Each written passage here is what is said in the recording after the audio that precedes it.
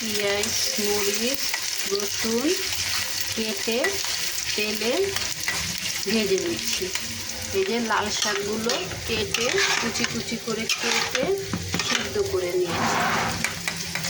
এটা ভালো করে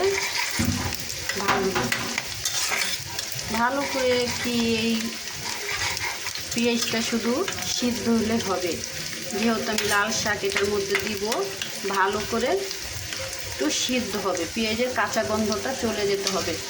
তা চলে গেলে আমার এই শাকটা যে সিদ্ধ করে রেখেছিলাম এগুলো দিয়ে দিব। এইভাবে শাক রান্না করলে খেতে মজা হয় আর রান্নাটা দ্রুত হয়ে যায়।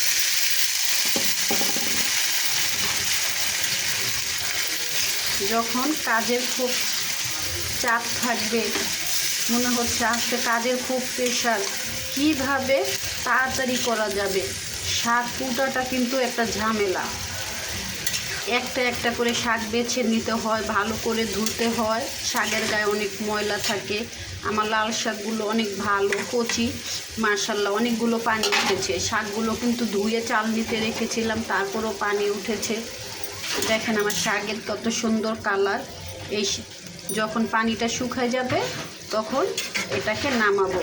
লাস্ট ফিনিশিং আপনাদেরকে আরেকবার দেখাবো।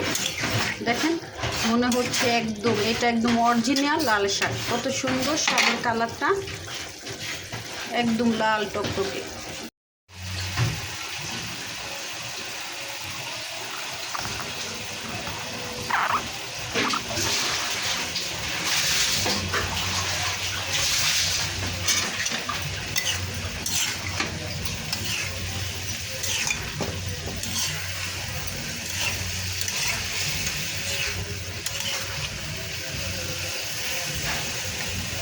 দেখেন আমার লাল শাক ভাজিটা কত সুন্দর হয়েছে, কালারটা কত সুন্দর, শাকগুলো কত সুন্দর সিদ্ধ হয়ে গেছে।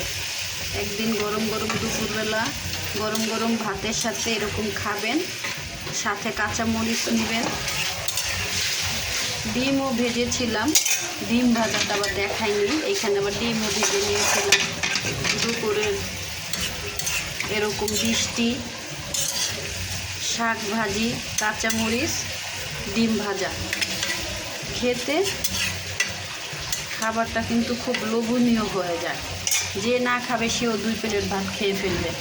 আশা করি আমার রেসিপিটা আপনাদের ভালো লাগবে, অবশ্যই বাসায় ট্রাই করবেন। আল্লাহ হাফেজ।